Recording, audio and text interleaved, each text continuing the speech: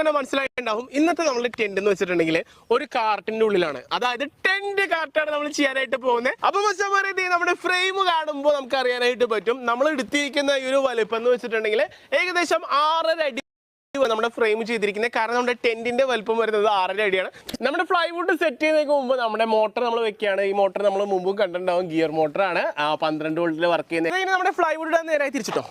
നമ്മൾ നേരത്തെ കട്ട് ചെയ്ത് വെച്ച ഫ്ലൈവുഡിനെ ഇനി നമ്മളത് കറക്റ്റ് ആയിട്ട് വെച്ചിട്ട് സ്ക്രൂ ചെയ്ത് കൊടുക്കാനായിട്ട് പോവാണ്. അപ്പോൾ 2 പീസും നമ്മൾ വെച്ചു. അതിനുശേഷം സെൽഫ് സ്ക്രൂ വെച്ചാണ് നമ്മൾ കൊടുക്കുന്നത്.